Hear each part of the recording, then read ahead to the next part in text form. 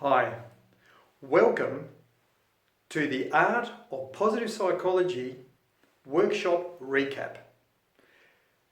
Remember when we talked about at the start of the term, teachers being excited, looking forward to what's going to happen next with their students, and then slowly we get to the end of the term and we become more exhausted, and at the end we're just looking forward towards that Saturday morning where we can sleep in and just rest. Well, whereabouts are you at this stage of the term? Because it doesn't have to be exhausted, as we said. We can still maintain that excitement. It just takes a bit of work to look within ourselves so we can be the best version of ourselves more often. Remember, we made a choice to spend more time in the yellow, in the light, in the shine, in the happiness world where we're more productive and more creative and basically just happier people.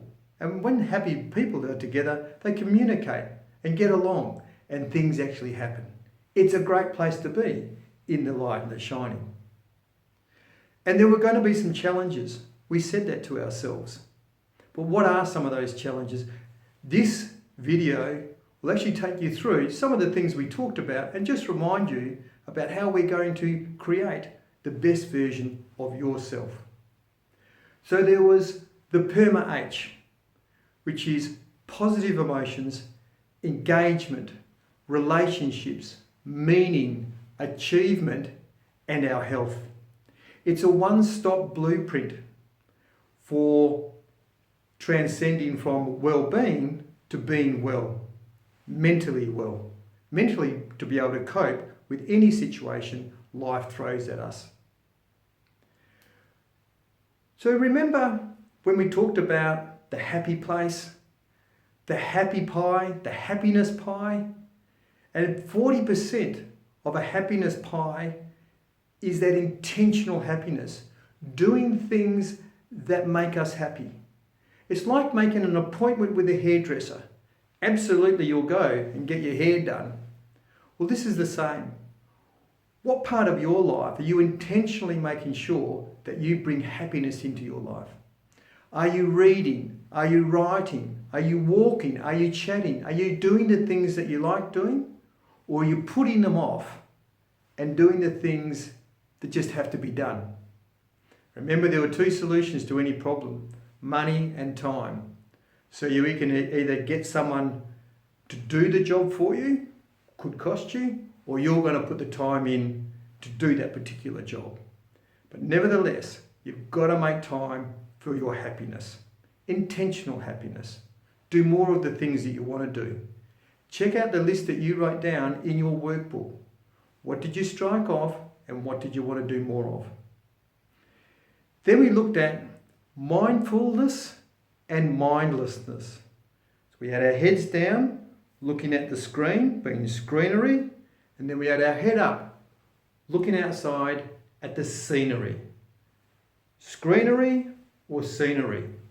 When we're looking at the scenery, we're absorbing and looking at and sucking in and savouring what's around us. Making observations. Remember the story about the young man who missed out on the dolphins at the beach? That's right. We don't want to miss out on anything.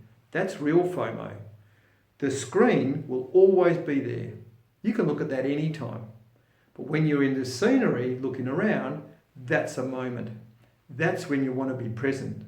That's when you want to be engaged. And mindfulness has three things happening for you.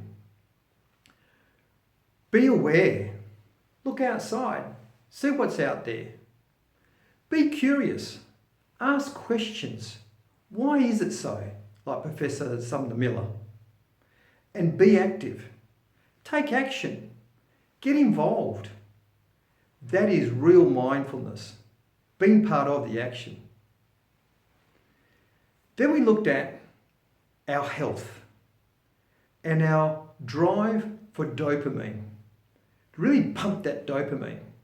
Brian Ferry had that great song, Love is the Drug. Well, love is a great drug, but it takes two to be part of that. Whereas dopamine is something that we internally create and makes us happier, but more so, gets our prefrontal cortex working really strategically. It'll plan for us. It will get us more creative, and it'll create a sense of happiness due to the achievement of what we can actually do. And there are 4 parts to creating this dopamine. That's the fuel for our prefrontal cortex. It's about our food and our diet that we eat. And remember that the closer the food is to its natural product, the better it is for us. So raw apple or apple coming out of a carton, raw apple is so much better for us. Then there is exercise. Making sure we get our 30 minutes a day, each day. Could be walking. Now if we're going to go walking or running or outside, of course nature is the best place. There's so much around, and we can practice that mindfulness of looking around and savouring. I've never been to the beach or in a wood where I got more depressed or more stressed. I actually felt alive. It's just a natural thing. Then there's the third piece, which is sleep. Getting a good night's sleep is imperative for you to be the best person you can be the next day. So remember, you've got to stop all screens 30 minutes before you go to bed. And if there's those worrying problems, those things that have really been on your mind, write them down. Put them aside. Save them for another time when you're all fresher, especially in the morning. And then there's the fourth one, which is positive emotions. And one of our best positive emotions is the random act of kindness. Being kind, giving, acknowledging, contributing.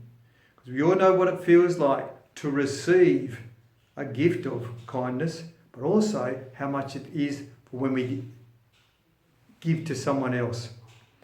All those four processes and activities create dopamine, which gets us really thinking really well. Gets that prefrontal cortex absolutely humming. And then we also talked about emotional regulation. This is where we put all those emotional cards and we had to rearrange them, and we talked about the energy behind them, what it was like to be enraged, the amount of energy it takes, and how negative that energy is.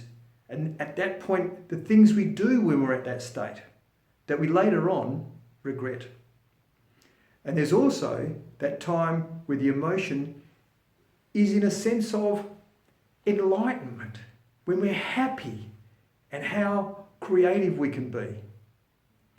That emotional ladder that we go up and down is something we need to be able to control. So if we can name it, we can tame it. Viktor Frankl, who wrote the book on man's meaning to life, said that stimulus and response, and in between is space. And that space is used where we can control it, control that emotion, to think about it and analyse it and then respond.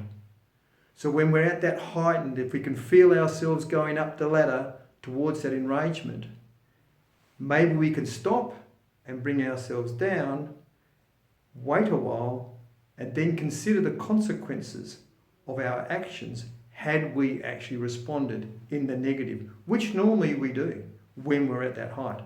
So controlling our emotions. If you can name it, we can tame it. And round about there is we took on some challenges. We wrote down some challenges that you would like to do. Hopefully you circled the number of days it's going to take that you're going to work on that particular challenge, and more importantly, which challenge it was. So was it eating more healthily? Was it sleeping better? Was it about more exercise? Was it about being more positive? Was it some mindfulness activities? These are the sorts of challenges that you took on board. When we next meet, I'll be asking you those questions. How did it go? What were your challenges to do the challenge? Was there anything that stopped you from doing the challenge? Was it sustainable? All important questions and reflections. So hopefully you're using some of these strategies in your daily to-day work life, because they're important. We always want you to be the best version of yourself. And why? Because then the students will get the best version of you, which means that they can be at their high performing selves themselves. What you model is exactly what the students will want to embrace. So till we meet next time, I'm Luke George from By George. See you soon.